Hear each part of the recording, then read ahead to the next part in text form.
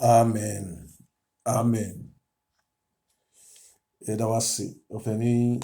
ɔbaadeɛ no nhyira wo. Ɔnte n'anim nkyerɛ wo. Na ɔnhyɛ wo den. Ɔnka wo ho wɔ adwuma pa a ɔbaadeɛ nam so ɛnam our Redeemer so ɛdie. Ekyia wo bibiara ɛwɔ yɛn agye nkwapa Mesaia no edin mu. Ɛwɔ ne dɔ ne dom ɛne ne homɔborɔ a ɔwɔ ɛma me ne wo mmienu na yɛda so ɛte nkwa emu. Na dom ara kwa. Nyame ma nneɛma ɛkɔ so ɛwɔ wiase a ɛho yie. Wiase wei deɛ ɛduro no ɛduro bere a yɛbɛka ne sɛ wiase ɛkɔhwe ase sɛnea Isaiah ɛka yɛ no. Ɛkɔhwe ase sɛ wiase wei kɔ na wieyɛ. Na yɛhunu sɛ nipa ɛnhunu nea wɔnyɛ wɔn ho biara. Wiase mu mpanimfoɔ nyinara mmɔfra obi biara ayɛ confused. Yɛnte nneɛma bi ase. Na akristofoɔ deɛ yɛadwene ɛkɔ anim ma yɛtumi hunu sɛ nea yɛnenam mu yi no ɛkyerɛ yɛn sɛ wɔ se yɛsiesie yɛn ho. Yɛsiesie yɛn ho ɛnya wo baadeɛ no nso ano. Firi sɛ Ezekiel chapter 9 no wɔhunu sɛ ɔda n'adi ma yɛte aseɛ sɛ verse 4 going no ɔka kyerɛ ɔbɔfoɔ no sɛ sene fa Onyankopɔn ɛman mu. Na nipa a wɔn yɛ bɔne na wɔn su egyaeɛ no si wɔn ma so agyinaeɛ. Kyerɛ sɛ wɔn a wɔsiesie wɔn ho no si wɔn ma so agyinaeɛ. Akristofoɔ nim sɛ ewiase wei no ɛduru bere a Onyame ɛyi ne mma wɔsɔ ne mma ano. Ɛno nti adiyisɛm eti nson no kyerɛ yɛn sɛ ɔka kyerɛ abɔfoɔ nan a wɔn kurakura asase wei a ɛwɔ hɔ no ɛnyini hɔ no kwa. Onyame bambɔ ɛna ɛhwɛ me ne wo mmienu so. Ɛno nti na ewiase ko kɛse yɛdi kae deɛ ɛtɔ so mmienu ne ade enipa yaa nanso yɛntumi nsɛe wiase. Fi sɛ Onyame ama bambɔfoɔ bi ɛbɔ yɛn ho bae. Wokae hɔ a wɔse wɔwɔ abɔfoɔ nan a wɔn gyina east, west, south ɛne north. Wɔn ho ɔden yie.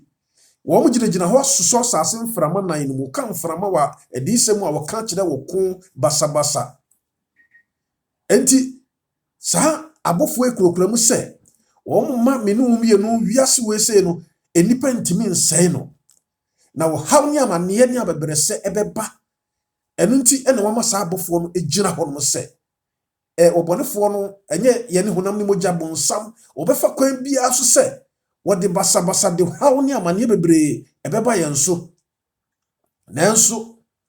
wɔma saa abɔfoɔ yi sɛ wɔn nwɛn wɔn nkura asase mframa nan no mu. Na wɔhaw bi ammɔ amfa wiase. Ɛno nti no ansa na wɔse mo nkura mu kɔpem sɛ verse 3 going sɛ obeyi Onyame ma wɔde nsɔano ɛbɛsosi Onyankopɔn ma mo ma so ansa. Kyerɛ sɛ obehunu Onyame ma a wɔn adwene wɔn akoma mu wɔn nsusuye mu wɔn tiri wɔn bibia no ɛyɛ Onyankopɔn ɛho asɛm Kristo Yesu ho asɛm ɛna hyɛ mu. Wɔn ne Kristo tua na mo pa wɔn nsusuye nyinaa yɛ Kristo nsusuye. Ɛno na Paul ka no Korintofoɔ mmam sɛ yɛdeɛ yɛwɔ Kristo adwene firi sɛ yɛwɔ ne honhom. Ɛno nti Nyame ma ewiase wei mu no ɛduru bere a wɔsɛ me ne wo yɛsiesie yɛ ho na yɛnya Onyame nsɔ ano.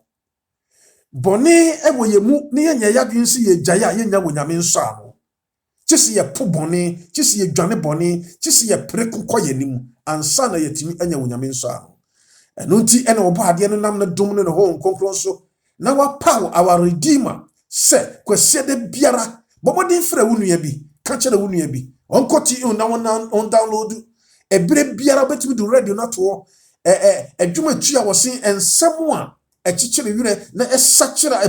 ɛboa yɛn ma yɛni ba yɛ ho so na yɛhunu yɛabrabɔ a ɛwɔ se yɛbɔ ane awie ebire mu nsɛm meetings ahodoɔ a ɛkɔ soɔ ni nyinara no sɛ wo bɔmɔden de wa radio to our Redeemer be sure sɛ wonyi mfiri hɔ no ɛda ɛbɛboa wo ɛwɔ akwantu a wotu ɛwɔ saa bɔne wiase wei sɛ emu. Ɛno nti ɛnɛ me no mienu no ye woni ma bia ekoso a edi yenya wo Kristosum mu ene edi yenya wo abusuam ene edi yenya wo maame ne papa abrabom ene last week you say was ye prepare e was say ye ma ye nipa ye ho so ne ye hwe yie e wo ne ma bia ye no wo wiase mu ehu eno ti na nipa bebre e frɛ na wo busa na wo ka se ene ne de na wo se ye vi se ahosiesie we se mu no e wo se me ni me nua etena se e wo do amapa emu na nso ene no ye de ya no ene ka se ye do yakoma mu de anti saa ene na ye bɔ mpa ye bebrebe yi no vi se enipa bebre susu se ya hosiesie ne gina mpa ibo so vi se ye hia ne ma bebre nti bra ye bɔ mpa ye bebre no ne ne Kristo ntamu eye nkofa eye kese eye good eye kama na nso se ye wura fi se ye de ye nua mfom so be kye ne a ebe ya de ebe ya din ama ye pa enti na me no mienu ye be papa mu ne ahwene ma bi a eye se eye nipa Kristofo subai eye bibi ti se wodo forgiveness se ye betumi de ye bone ne mfom so akyeche ye ho se wodo ni hono mo a ebe ye din se ye betumi de bone akyeche eche enti na me no mienu ye behwe bibi a ya to din se forgiveness adenti na wosa me de nua bone eche no the day enti na de waye me akodure no e wosa me de che no maye mo mpaye ye da wase ye dimafo ene agye nkwapa ene so san de ahia mu bio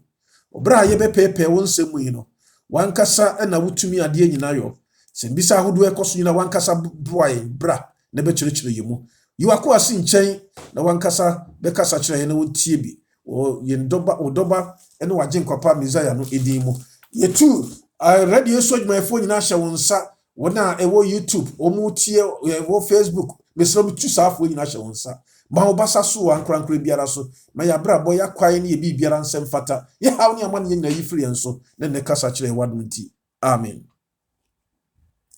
arafurumo ye ka Kristosum ye ka asori ya na me wanwa se binumo ka asori ya ade a Kristo Yesu efiri tete no mpo no onyame man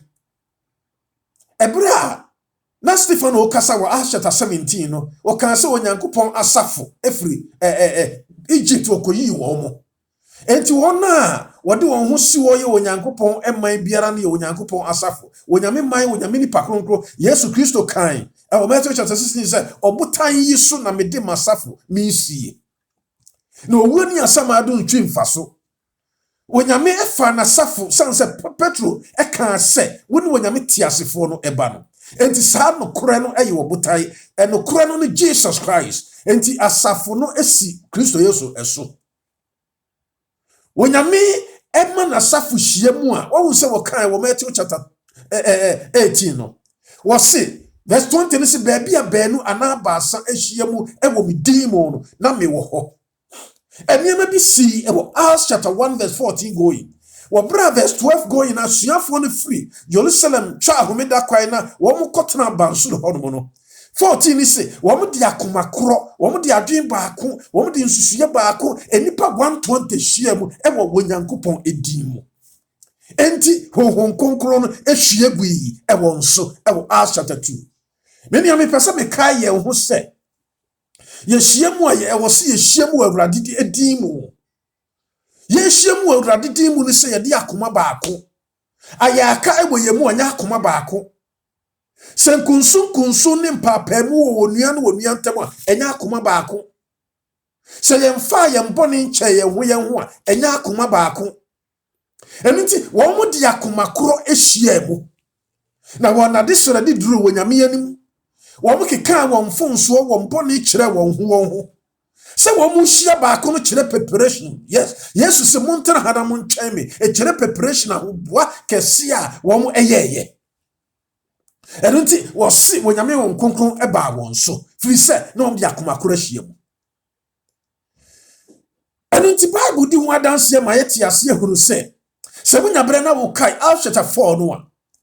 are verse 30-31 no a wo so wo mu hia mu bompaye na ba bia wo mu gina no e bre a wo mu befiri ho no e ho e wo soe e manfom so woni boni bebre firi won ho na wonyankopon ho konkron e hye wo ma entima wo mu pie e de akoma krokodi Yesu adanse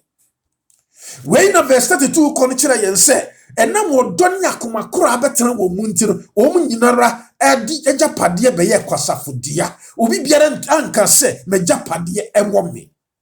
nyamema Kristosum saneti o Kristosum ye wodo Kristosum ye nkabomu Kristosum si yehyiamu a se ekua yehyiamu a se nipa baako a yehyiamu a ye nyina yadwene be ye baako ai ene ye benya Kristo asafo nyamema enunti ya adwene susu ho hwe ne busa pa yehyiamu a madwene ne minsusu ya mdihyiamu ne sai se yehyiamu se kuyo yehyiamu se maame papa yehyiamu se busua wo fia ya na etisai Vise kai hu se niema bi koso a wonyame hia ne mba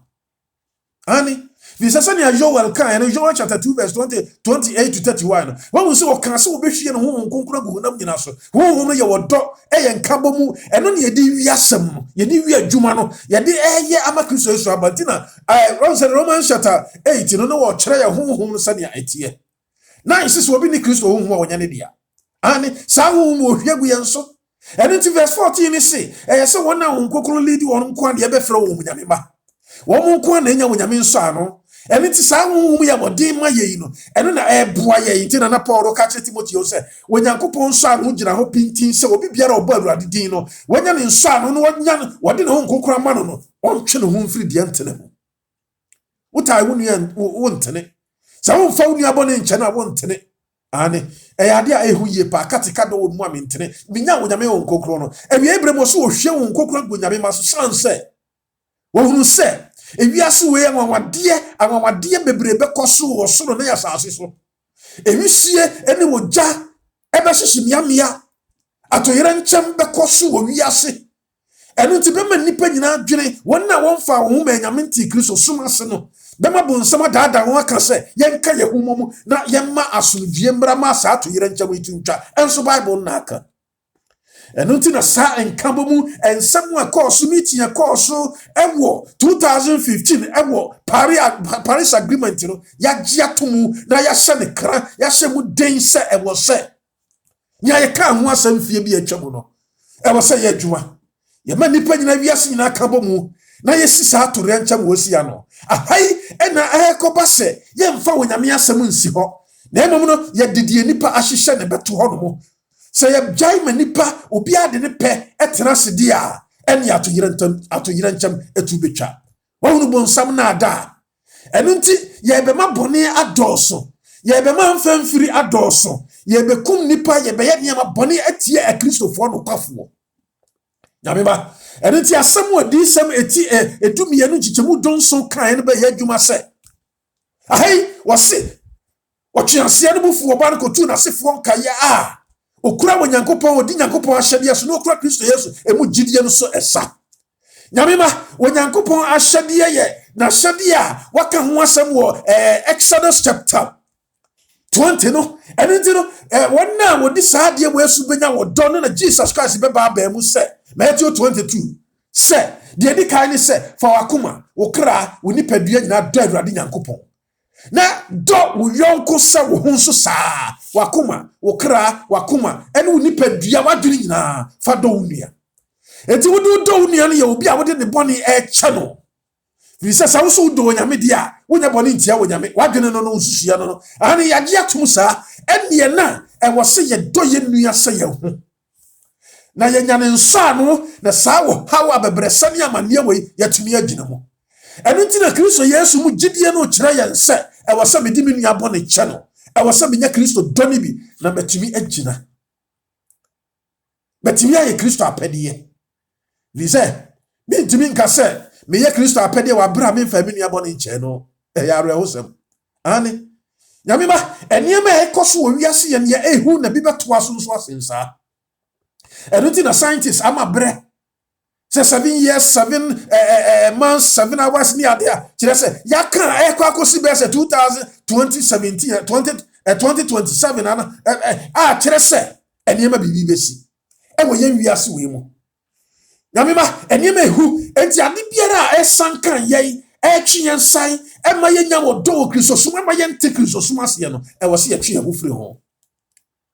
lisa sa wo se wo ye Kristo ni wo kwa asore dia wo se wo hunu se Kristo sum nyina so ye wodo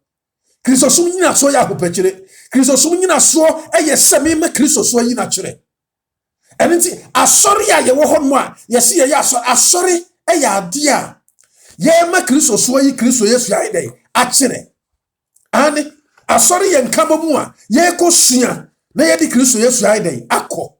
enti ne sa asori biti ye wana din se ye asori na ye kotena sifra no pakosi adwumere ye nya bibi ma Kristo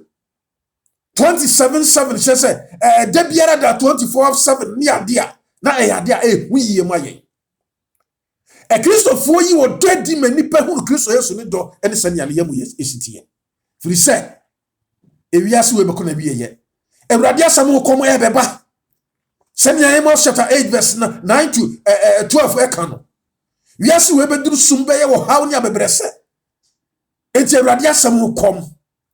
Nyamiba eye kokobon sam a wasam ni umie no gise wose kom kase besie nya aduane kom nya su kom nya tade kom nya ma kom nya mema ho kom na ema be ye Awurade asam tie ho kom nipa bekina kwa apue ni atoye samra hye we koso ba bi bebre Canada ye mo Awurade edin kase homosexual enye ya hye samra ye be hye mukra Nigeria states bi no mo Russians fucker Nyamima koso wo wiase bra ye introduce sacrifice na ye de be ye adwuma yi no enti se wan fa boni anche ne ma enya wo nyame wo nkonkra boni facha honhumra me ntimi fa boni nche bio me so de atia menua se ne Jesus Christ kan wo beto chapter 10 no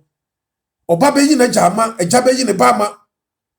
asorpani be yi na asafu ba ma asafu ba be yi ne pastor ma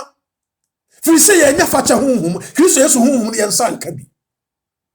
Nyamiba me pesa me kai wo se bompa ye bi se Awurade honhum konkro no eno ne ade ehia pa eno ti no Jesus Christ kan ye ebo John chapter 8 verse 31-32 no o ka kire jufo agene de ni sesa motena mu abahunu no kure no na bayi mesuafo na bahunu no kure no so be mu nya wogie eno ti na John chapter 1 verse 12 say na dodo a wogie ni di ye no ma won tumi so me de ba Nyamiba ye be ye Kristo Yesu mahunu no kure no oh na no kure no be me nya wogie ebedi afiri wotai kunsu akayo ani ni tan nyara emu na yebetumi apra koyanim enti no Nyameba tumi abode ma ye ho nkokro enti na ose dodo a wonyame ho nkokro ledi wono ye wonyamema me no bia no hia Nyamema wonu subai Nyamema wona dwene Nyamema eni nyame eye bibia bom Nyamema ho ni di won nenam eno ne kai wo mu oh sa honhum di wonam wa wonni honam nyuma honam niam biara ase John chapter 8 verse 16 ni kira bi se honhum no edi adanse ene Awurade ni edi adanse se ye ni Kristo Yesu nyina kabo mu eye wonyame ba fisi ya won honhum John chapter 4 verse 7 ni se adofo moma ye ni do ye ho wate na odo efiri wonyame na obiara a wodo no onyankopon na wawo no na wani monyankopon so obi biara wodo ni nua no dia wono no hunu onyankopon da efiri se onyankopon wono ankasa ne wodo nya ho ya wodo de boni nyina eche wodo nya pesa min kubinya ani wodo bai ni nsem wodo bie na komemu enna na Paul ka eno se me dominia na Paul ka asem bi ewa 1 Corinthians chapter 30 nya bere de kai ni na sa wodi nipa na yabofo katara makasa na wodi do ave ya wonsa hwe sa wodi wo nyina ma se yenku ni yenhyew na wodi do awonsa hwe Nyameba sa wodi mi kasa bom paye ma me potutu na wodi do awonsa hwe wo sa yare ahodo nyina wo ye bibia na enso wodi do awonsa hwe baba mu am ye huno odo abuju kire ni yabuye odo buju che wodi boni che wodo yebu yemani nua oh wodo ni wotai wontai obi wodo bra ne ho ase wodo mfa boni nse ne yam wodo timi de boni che enti dia woye no Kristo sumu bebrebe no ni awoye no wiase bebrebe no ni awoye no a woni do no nkyere sa wodi timi mfa boni nche woni oyere trade ado anwoma so woni ma me papa woni wadamfo wadwuma mu ni bi ni awo kasati a wono woni ne ti ado anwoma so me ni am pesa be kai wo se woni wodo si ni sa wodo ya din ma ye fi se obi onyankopon awono no wo sa wodo yi nyame ba ye ni saa wo do yi ti de betimi aboa ye ne se ye be ka kire Kristo Yesu no de acha ye ane firi se otai ma yenya wodo se ne na Proverbs chapter 10 verse 12 kan se otai anya ntokwa bebre mu na wodo ekata mfomso nyinara so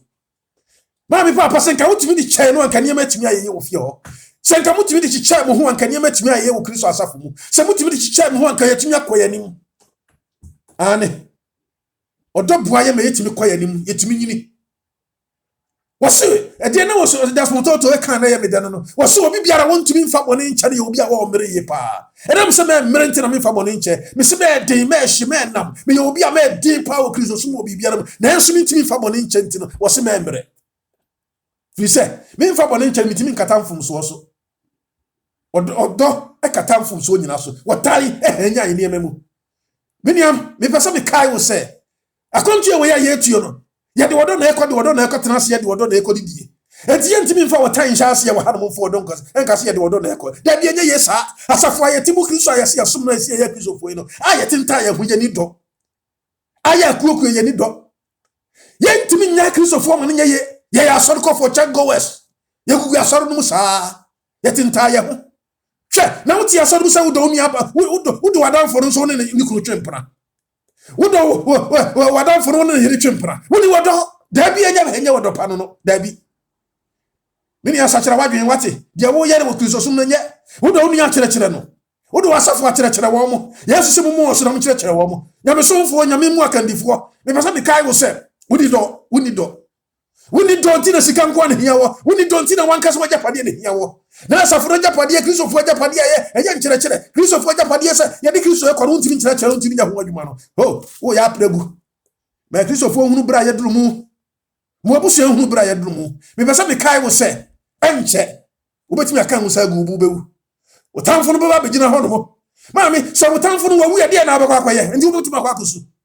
untumi sana sabia wo so mfa de bone nkyɛ so wawu ye de na abeye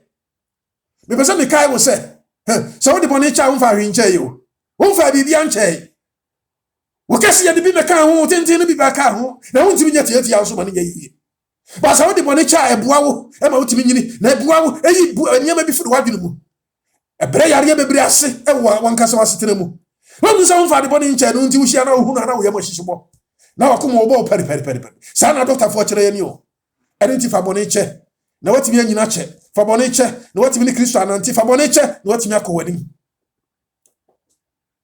aja no wo fa kyɛsu enti no pɛ so de ma ye Matthew 20 Luke chapter 23 verse 34 no aja fa firi wo mo wate na wo nim nya wo mo ye Yesu Kristo wo sa bone fa kyɛsu we sei a ye nya ne ho enti no wo se obi ni Kristo ho mu a wonya ne dia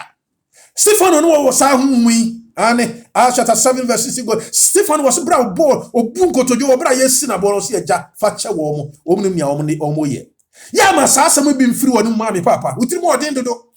wuntumi nka se fa kye no e de enko a ane ya but fa kye no wate ma sa asem bi mfiri wo mo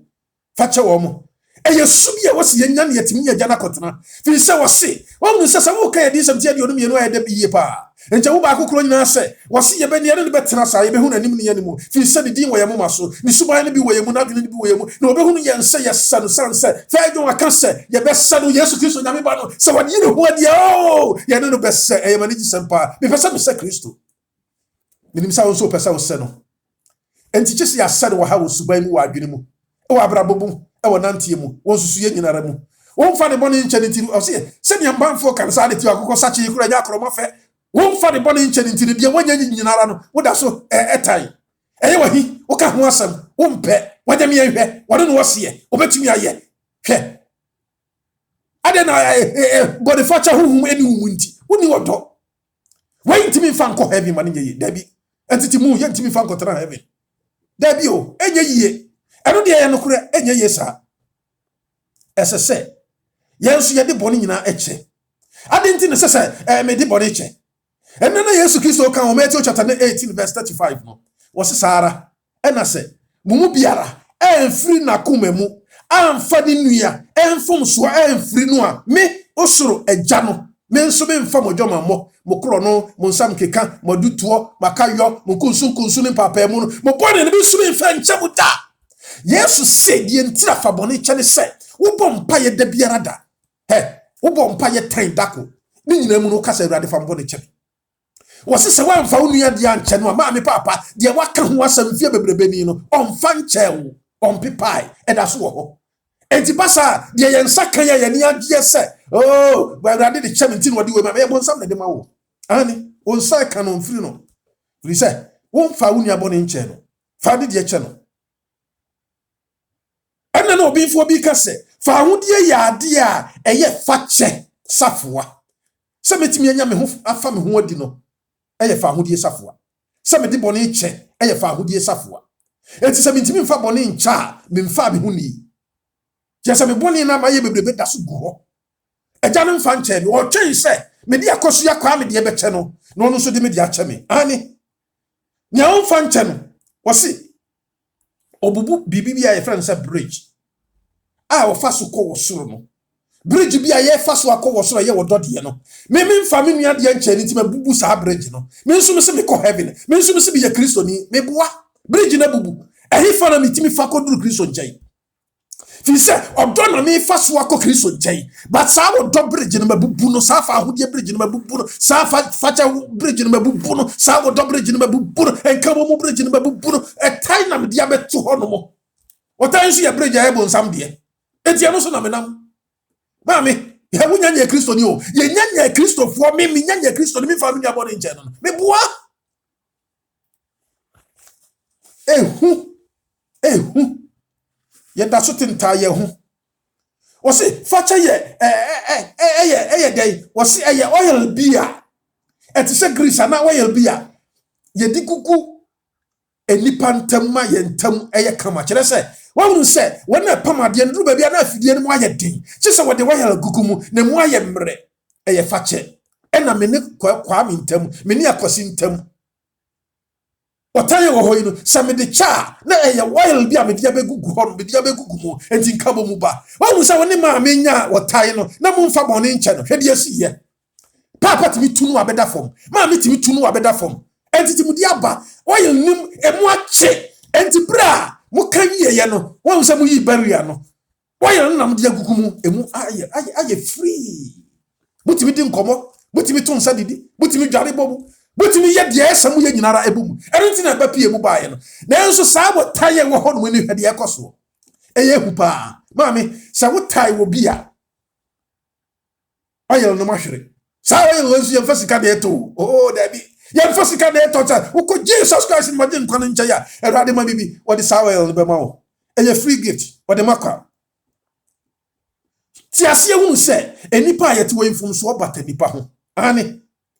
enti mfumso betumi aba me metumi afom menua so betumi afom me enti sɛ bade ade na wo sɛ me ye wo sɛ me de kyɛ mfumso obata nipa ho mfumso obata papa ho ma me mesra wada mfumso obata ma me ho papa mesra wada mfumso obata ekosia ho enti fa kyɛ no wate manante ya kyɛ baabi a moduro no madikito we metiti montem fa kyɛ ye nyina ye hia bone fa kyɛ ani ye hia bone fa frɛ ye mpa ibomu no de ebusa no Matthew chapter 6 no wo say verse 12 come in nyina wo se na fa ye mfomso ofiri ye sɛnea ye de kyɛ wonna wo de ye naka wonna wo de ye mbone kyɛ ye ɛna na des mototo ka sɛ hwɛ ade bia nipa nyina se ye ntumi mfa nkyɛ no na sɛ wo de kya na wo de akyɛ na wa ya ade pa nipa nyina ka we de din pa eto bre bia okobo dwaman kora wo sere wo na onu no ho afa kyɛ no din dia bato odu no ho no ba wo betimi de akyɛ no fa kyɛ no kyerɛ sɛ bɔne fa kyɛ ya ade a obi so ntumi mfa nkyɛ enipa nyina se saa de wo de ade na nko na nko wo ye de nipa yes fa kyɛ wo ye nipa bi ti sɛ Kristo verse 14 no 15 wo se na sɛ mo de nipa mfom so afiri wo na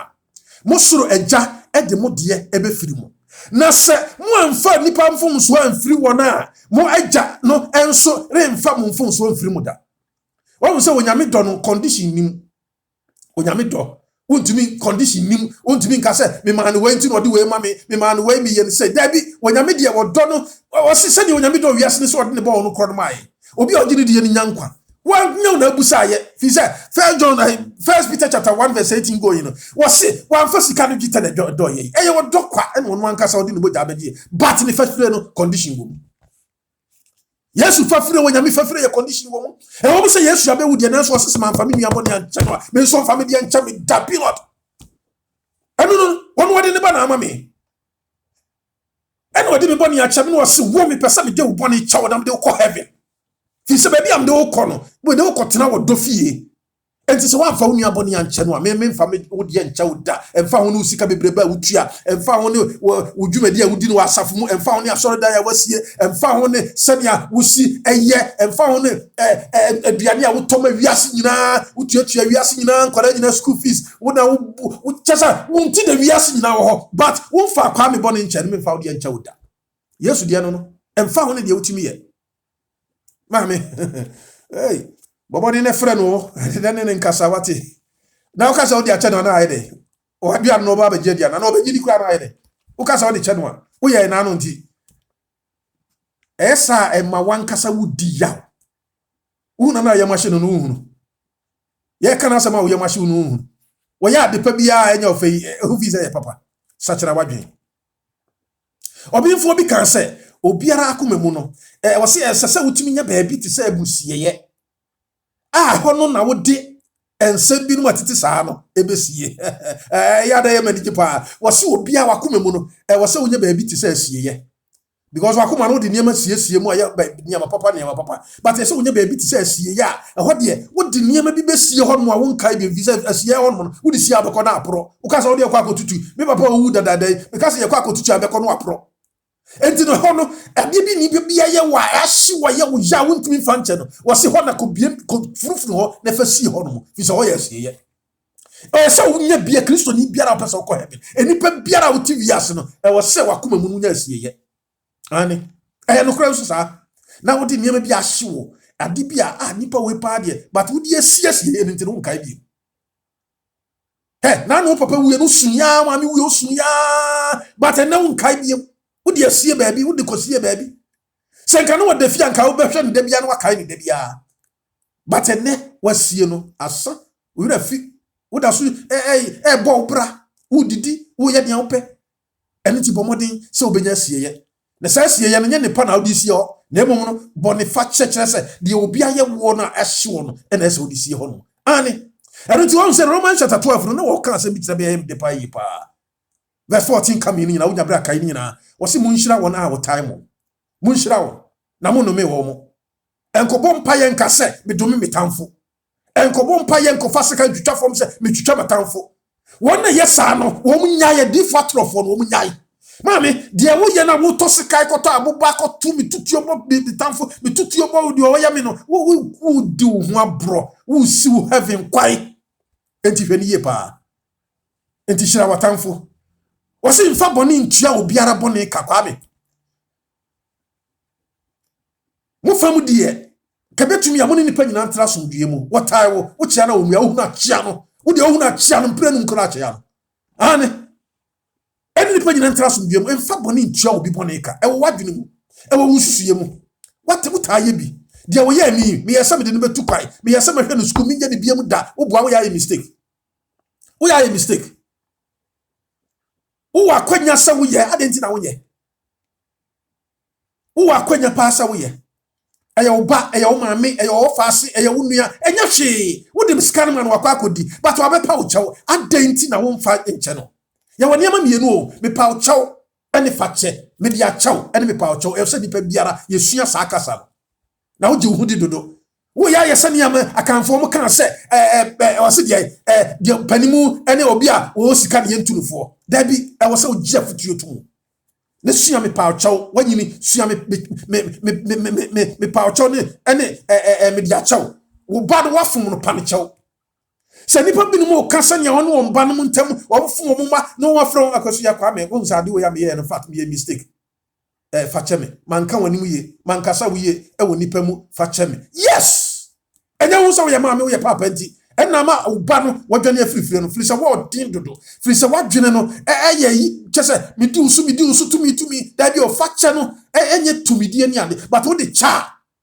ena wonya sa honhom verse 19 adofo muntu to mo ho yere na emo mu de munya ma awurade wate so munya ma awurade na onyankopon abufuo na watwere se me na retoye de ewo me enti bra onipa na fom waye de enya no de jama Awurade na Awurade no anim ne awoye. Verse 20. Enti se kom di tamfo a hey mbadaduane ni se su kom di no a baabi a wo no koma nsuo no manu brebi no na sana onyame bebobo jasarama gu nso enti wo de sa tamfo kom di no a emfa ho no de waye wo ne me ehuna mane enka se wo twea wo kasa waye mistake ya kasa mu yemfi anu twitwiri fo mu nsere onyame se wo mfa nkyeye ani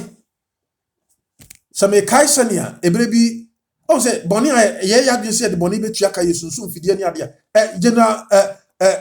Masitus ende Constantine wo mu ntokwa mu no o no se wo hwa abakosam kire yense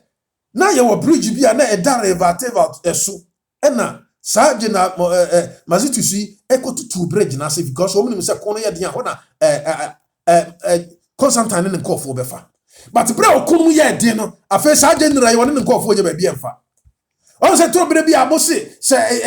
wo se dia abo ano kusi ase de bire no so okowura kotobuom se wo hunu ba bia won fa ho no mkofae dia otutu se be hwe ne tamfo so no wo mo na omkofa so ehwe fom eno nyina wuye be pesa me ka se emfa bone ntua wo yonko bone ka na nsusu asusu bone em fidi bone bi ema wo tamfo fa bone che din ye kan se enyemre din pa but de din wo nyame fam no wo se din wo nipa fam nyame fam de wo se emre enti se nya wo nyame won konkro na ye betumi ane ye betumi fi se wo wo se wo hwe Luke chapter 9 no a hwe asem bi esi 51 going no ebra Yesu ne nasuafo no wo mko okro bi muso wo mko afede wo mse ya nyim wo ha wo mkro no ene wo se asuafo no ka se wo pese ye kasa ne jafiri soro bana Yesu ka kire wo mse munnim honhom a moya ne dia Yesu honhom no de bone che emfa bone ntua bone ka enti sami wo bi a ebetim de bone ache ye ni bi entira bati ebetim abom paye ne yasere na odi amaye me pesa me kai wo se fa bone che enka se me hye na nan mu me de bone betua ne ka dabi Proverbs 20:22 enti ye niam bi a wo se Yesu me pa achew me di achew Proverbs 25:21 ni se come de wotamfo a se ne na Roman fo kan manaduane ni me nuanom de wo se ye no yenye saade yensuya wose se wamfa unua bone anche no amemfa wo de anche wo yehia bone fache Mark say na se mugina ho bom paye mpo Mark chapter 11 verse 25 mugina ho bom paye na mukai se mu obribi etia waye mfomso bi womfa unua bi bone nche no a jawafo re bone ho no ne kone no nkoka bom Matthew also de kire ye Matthew chapter 5 verse 23 going no sa wo de waye de kura eba na sa wo nua wa asem bi tia wo a wo si ja waye de ne ho na ne nua no nkoka mumu wo na wo bi tia wo wapa ne che wa che ko ne nkoka mumu ye bom paye de biara da me nua no adoforo mu ye paye bebre ntimi nura Awurade ani ye hia wo nyame nso ano ye hia wo nyame won konkron na enso si yentimi amfa ye nua bone anche no a Kristo mfa ye de anche ye nda ebe ye wo haw kesi amaye nyame ma edi ti wo se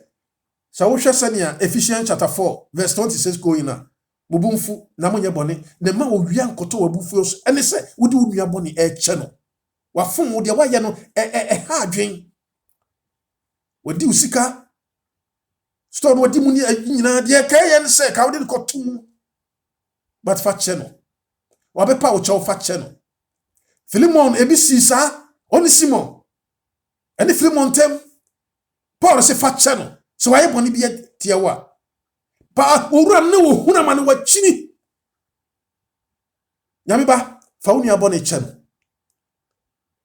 na Kristo nso de wodi a chewo akontuo no kwa wiye baabi a ye duro yi no ye ni bre a ye wo se ye de boni tuatua ye hoka ye ni bre a wo se ye de waye bia kire me mesuma ye bia kire waka bia kire meka bia kire no de waye me no me nsuma sin me hyena na mu first na me ni bi na otwetwe ma so waye me sa ene hia no me nsuma nya bi ntimi mua no ne waye me no da bi me nua kai no wate ebetumi abase wo mepa wo che wo meka de waye wo bre bia atwa mo but wan kasa kai hunu se wo huna mane ne ho kire no adenti na won pesa obebo an free se wa amoa obra no wo bie Firi se wa anya wo ye bra na wo bie but wo ye Kristo ni die wo pe Kristo nche akoi die wo pe heaven akoi die kai no ne koye bibi ma no ane komo ne baabi na komo na taade enhye komo na duane ni die sa wo ye be bua no biara no koye no na dwene mra Kristo so enti enam se mo ye nipa a wonyankopon ayi mu ahotefo ene adofo yi mo nhye enti mo buro ayam ye ahobrase adwene Colossians chapter 3 verse 12 and 13 14 15 na se obi enya asem mo a mo hunu me ma mo ho mo mfa ncheche mo ho se de Awurade de ache mo se de mo nso mo nyono ara Awurade de ache ye enke Awurade kai de ye bia ye be ye Kristofo yi no ye be ye pastors yi no ye be ye sampakafo yi no ye be ye asori mpanimfo yi no ya ye niam boni bebre ya bobo adwaman ya twempra ya keka nsam ya kuntokwa ya ye niam boni bebre nanso wo de ache ye mame fache no wate ane ha adwen wa moawo obi mpo nanka wo akwanya so oboawo nanka wo akwanya wo pa ne chewche wanye ene ne ho kire no wo yare mpo twa ni hwe no wate na wonso Kristo be hira wo Kristo be dom wo Kristo be hya wo den Kristo be ma wo nye okwanim ane so obi fun obi a bo fa fifiri mo yen kai se Kristo de che yen Kristo asum due eni panin e wo makoma mu enu mu enso na wafre mu aba enipadua ba akom emu Yesu nipadua no mu papai en sentimi nka se o mafum da bia duru ba bia ketrema esintimi fum ketrema na enso wo kabo mu da bia rada wo kano na mo je ba na enso wo kabo mu da bia rada be pesa me kai wo se ye nipadua ba akom ye Kristo Yesu nipadua ye asori ba akom ye Kristo Yesu nipadua ye kotremu odomu abdai ne yentimi fanchiche ya wi na ntetimu die wo ye mu ye Kristo nipadua biem ye wo Kristo nipadua ne ye wo bonsam de enti se wo tan wo ye mu a ene na mi am mfanche no na me ye bonsam de na me nka Kristo nipadua no ho nyame ba se wo mfa wo nuamfom so nche na wo ye mistake wo bewu wo kina ene wo wu o chai wo ede na wo ye yare na san sori biem wo Wose Kristo asumdue ena wose yema ne di hene wo yakoma mu enum enso ena wafre yen aba nipadua ba akomu ane enti no